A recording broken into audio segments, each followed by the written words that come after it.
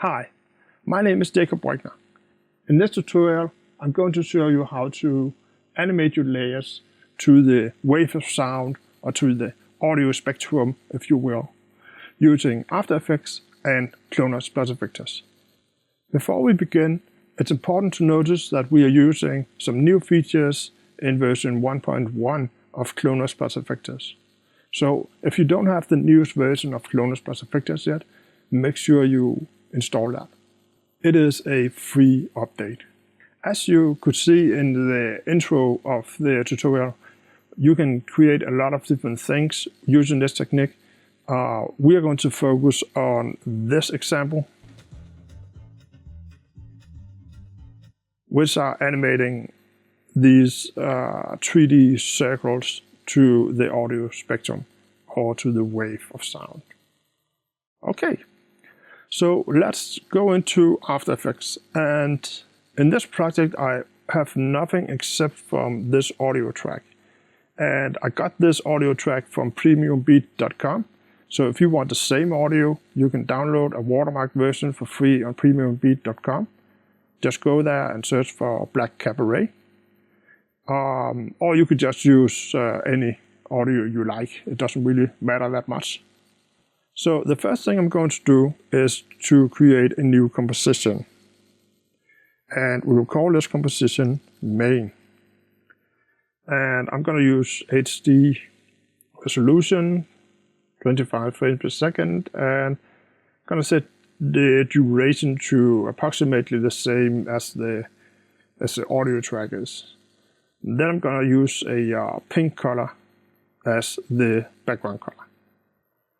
We're going to start by creating a layer that we can animate. So we'll select the ellipse tool and just double click it. That's going to give us an ellipse that we can then adjust to whatever we want. We're going to start by renaming it to circle. And we're going to go into the ellipse path settings and set it to 100 times 100 in size. Then we will delete the fill. We don't need fill at all. And go into stroke and set the stroke width to 20. And make sure that the color of the stroke is white. And then we're going to click Add Trim Path. And go into the trim path settings for the end and set that to 25. That should give us this quarter of a circle that we want to use as starting point. We'll just collapse this again, select it, and click Add Cloner. We want to have 10 clones, and we want to space them out some more. Maybe something like this.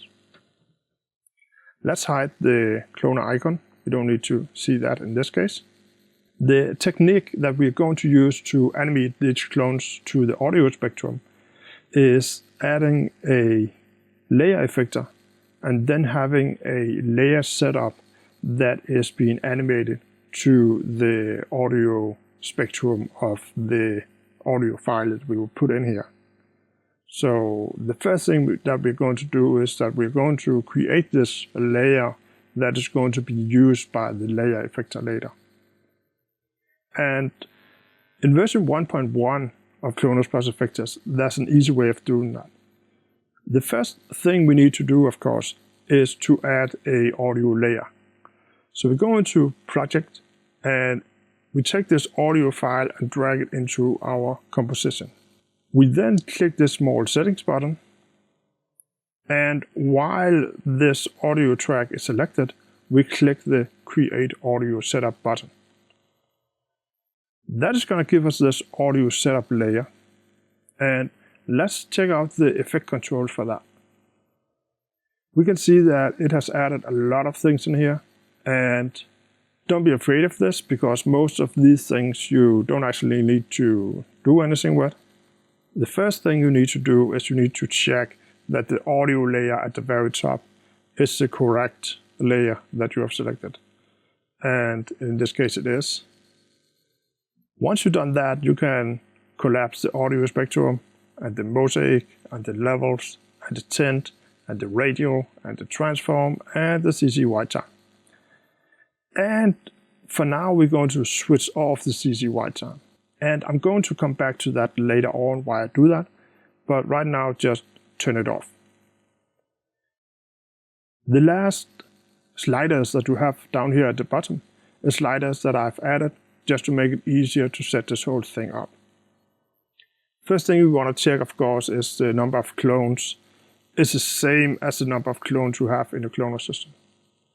When you create the audio setup for the first time, it would use the value from here, so it'll set it to the right value. However, they are not connected, so if you change this later, you need to change this too. If we look at our animation now, we can see that we now have these stripes that are animating, and they are animating to the sound, to the audio spectrum of the audio track. And that's the animation we're going to use to drive the animation of these clones.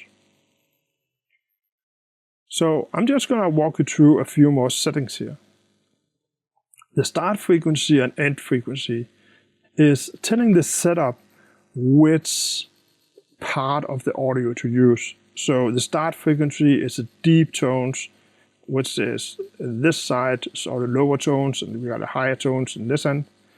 So 20, that is very low, and 2000, that is very high. So it's going all the way from very low tones to very high tones. Now, I just want to take this down a little bit to 1500. You basically have to experiment a little bit with this to figure out the best setting for your audio track. But in this case, I found that putting it down to 1500 was a little bit better. Then we have the power slider, and you see if you turn this up, they're all getting a little bit wider. And remember that the layer effect that we're going to use is going to take the color of these and use that. So the wider they are, the more power you'll get out of it. In most cases though, I will leave it at 100, and also in this case. Then we got scale. And we're going to need scale in this case because we need these stripes to approximately fit our clones. So they all need to be on their own stripe. It doesn't really matter that you don't fit completely, that they're not entirely centered on the stripe. What matters is the registration point needs to be exactly on each of the stripes. We also have the ability to rotate this. So in our case, these are horizontal, but they could be going this way instead. Or maybe they would even be just vertical. And you can change the rotation to make this fit the clone setup that you have. In our case, this should just be 0. Now would also be a good time to mention the radial here. It's switched off as default. You can turn it on, and it's going to use a radial instead. You would usually use a scale of 100 if working with radial. And it is, of course, supposed to be used if you're using a radial cloner, like this. Now, we are not going to do that, so I'm just going to undo this a couple of times. When you get to the point where all your clones are positioned correctly, it's a very good idea to pre-compose these. Now, the layer effector could be using this layer directly, but I found that you get better performance if you pre-compose them first. So I'm going to select the audio track and the audio setup, and I'm going to hit Command-Shift-C on the keyboard. And the new composition, I'm going to call that audio setup. And click OK. That's going to put those two layers into their own composition. The good thing about doing this is that once this timeline is in the cache. It will basically remember that, and you won't have to recalculate these stripes every time you do any changes to our cloner system. So we now have our audio setup composition and we have our main composition. At this point, we will add a layer effector. So we go up to Add Effector, click that, and we change the type to layer. And just in order to test this out, we're going to start by affecting the position property.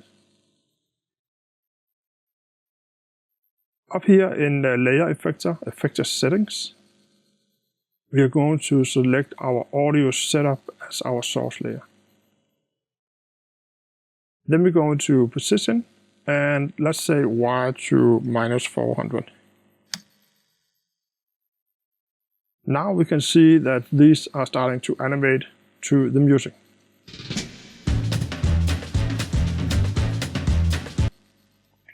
And we can also switch off this audio setup. We don't have to see it in order to work. It can be invisible. Let's try again.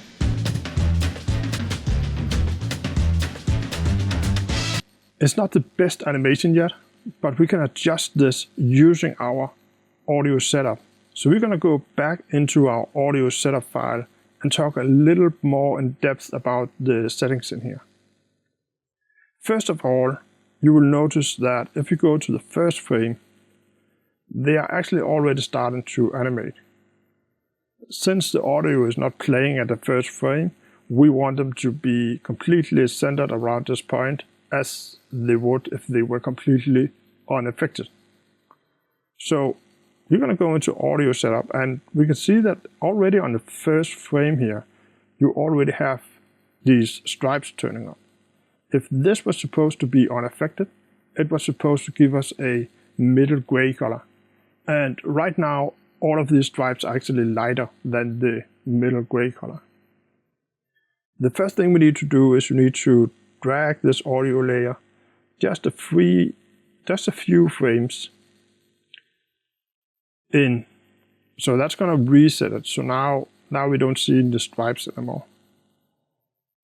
And I think about 5 frames, I actually hit that correctly. About 5 frames in my case here would be the right amount of frames. We still have a problem though. If we go back to the main, we can see that they now are horizontally, but they're not centered around the center. And that's because even though we don't have the stripes, all of this is still a lighter color than the middle gray color. And there is an explanation for that. If we go into our audio setup, and because we pre-composed it, we need to just collapse all of these again. So I'm just going to do that. And let's go into our levels.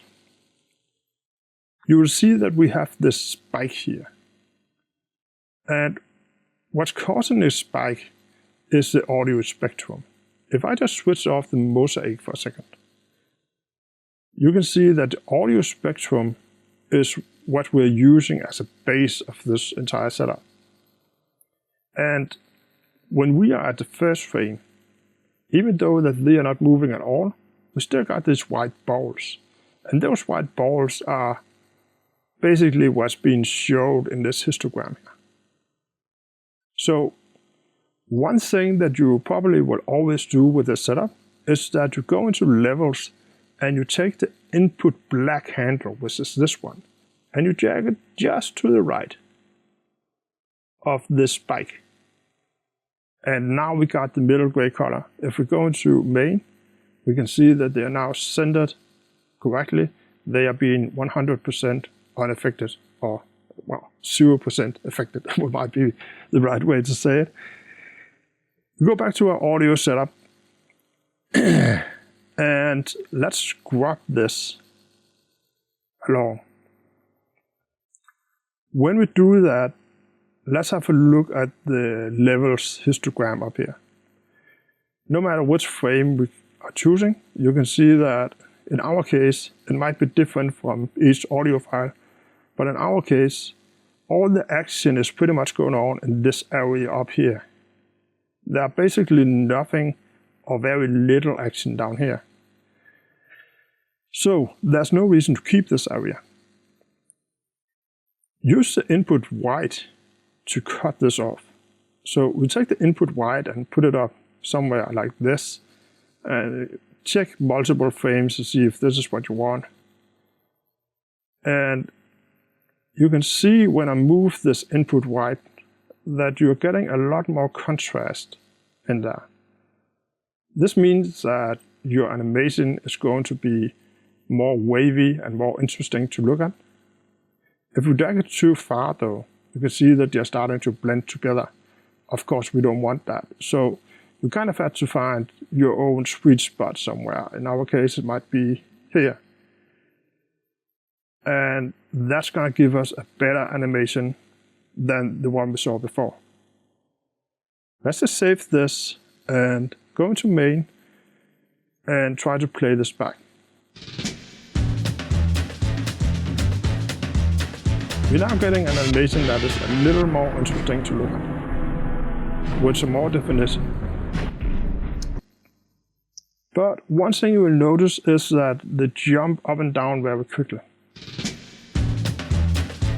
So they might be up one frame and then down another frame, and they go between those very, very fast. We want to smooth out that action a little bit. We do that in our audio setup by turning on this CC white time. The CC white time works by looking forward one frame in time and looking backward 2 frames in time, and basically blending those together. And this means that our animation is going to create much smoother. However, because this is now looking at 4 frames for every frame, it's also going to slow things down a bit.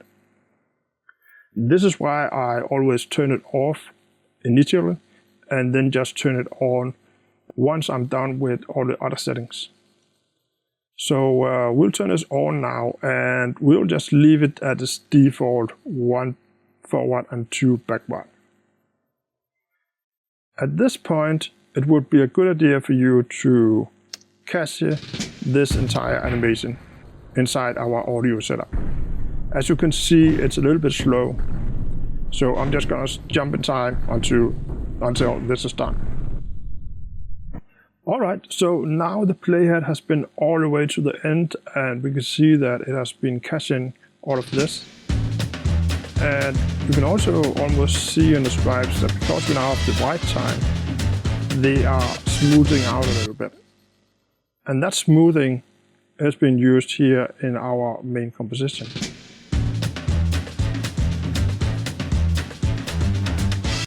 And because we took a minute to just cast this audio setup composition, then this playback is actually pretty good.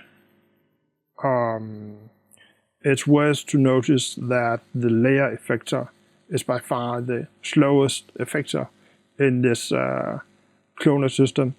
So this technique is not ever going to create anything that is blazing speeds or anything like that.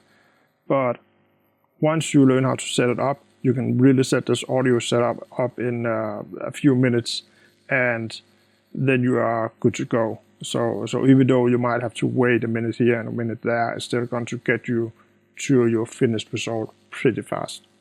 Now we got these clones jumping up and down to the audio track. That's not really what we wanted though.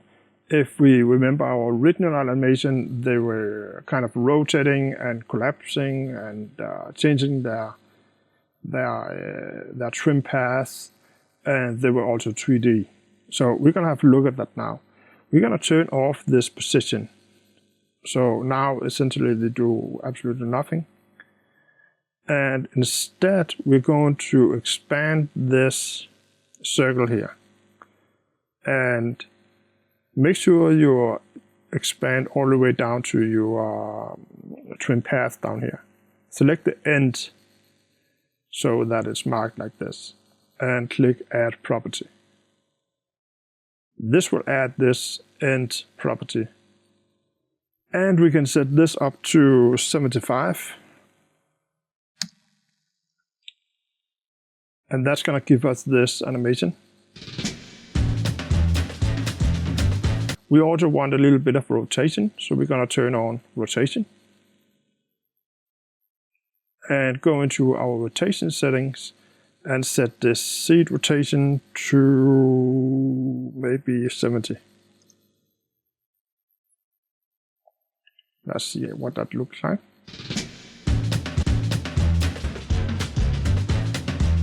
So that's the animation that we used in the example. Now what we need to do is to turn this into 3D. And I'm going to use just a few minutes of doing that. Basically, we are done with the audio setup. So if that was all you wanted to know, this is where the tutorial kind of ends. But if you are interested in creating this 3D look, let's just take a few minutes to look at that. The first thing I want to do is I want to, of course, turn this into 3D. And we need to take our source layer here and enable 3D for that layer. And then go into our geometry settings, or geometry options, and set the extrusion depth to 30. Then I'm going to go into material options and make sure that cast shadow is on. I'm going to turn that on. And I'm going to leave everything else to the default values. I'm then going to turn on 3D for my cloner system. And I'm going to select my newly adjusted circle layer and click Use Selected Layers.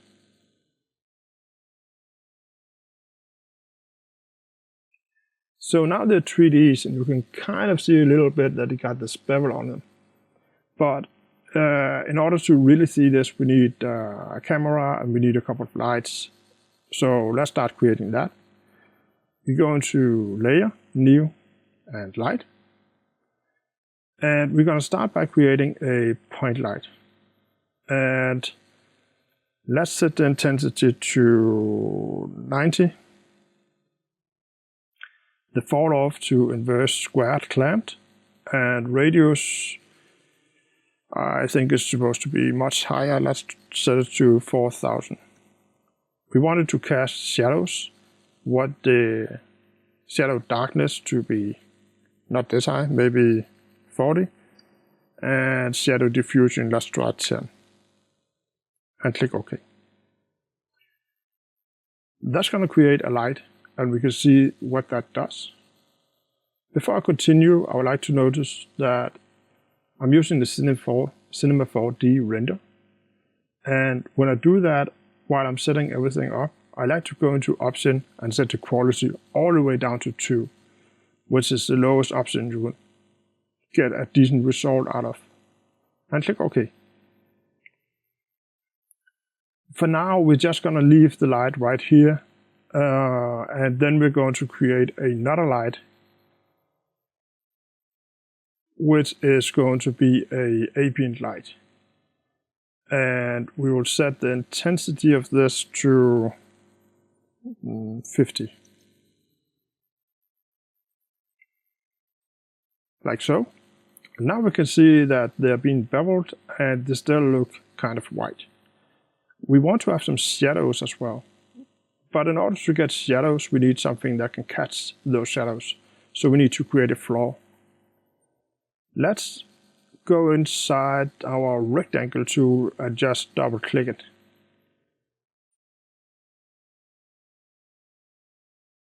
That's going to give us a big square that we're going to rename floor. And we're going to make it 3D. And it's not really necessary, just because it's floor, I'll put it at the bottom.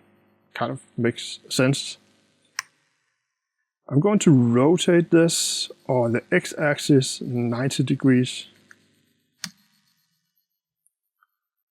And I'm going to drag it down just a little bit, so it's below the clones. Not that far. All right. We should start to barely see some shadows here, but we need to change the view to see them properly. So let's create a camera. Go into Layer, New again, select Camera. I'm going to go with default 35mm. Click OK. Once we got the camera, we can start changing the position of the camera. We want it to go up further. Sorry, other way. And let's rotate it a little bit too. Oops, wrong way again.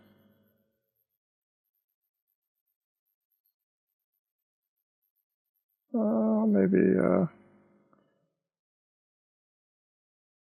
something like this. We want the floor to be invisible, so the first thing we need to do is we are going to set it to the same color as the background. So I press Command or Control K on the keyboard to get the composition settings, go into the background color and copy this value right here. And then I select the floor object and set the fill color to be that same color. Now, because it's been hit by the lights, it's not really the same background color, even though we use the same color.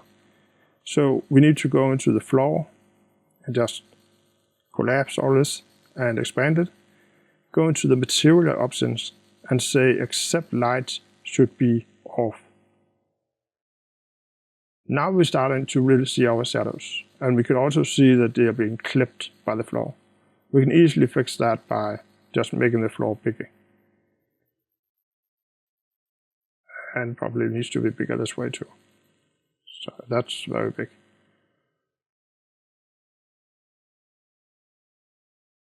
Let's go with this, since we're going to change the light a little bit still. Let's go into the light 1 here and find a good position for it. We want it to go up a lot.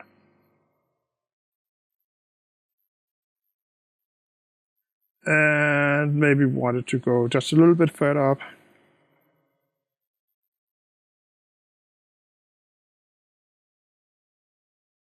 And in my case, this position seems to be working pretty well.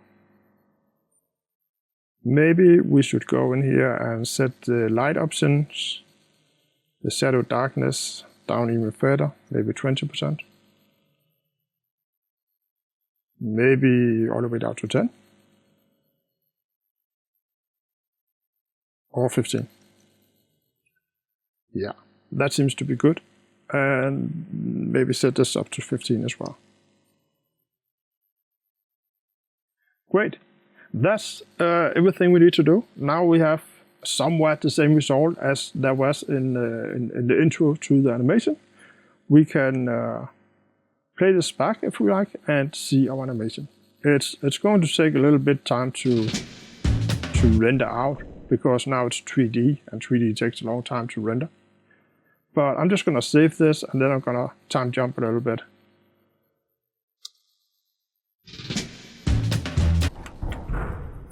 Alright, so after the composition is done caching, this is going to be our final result.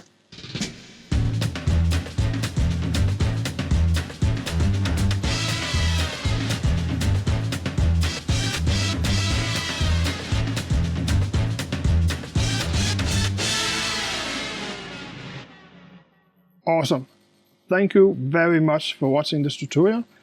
As always, if you want more free tutorials or more source files that you could download and take apart, or you just want to be updated when new functionality or other stuff comes out from me, please follow me on one of these social networks and I will keep you informed. I'm Jacob Wagner. Thank you for watching. I'll see you in a later tutorial.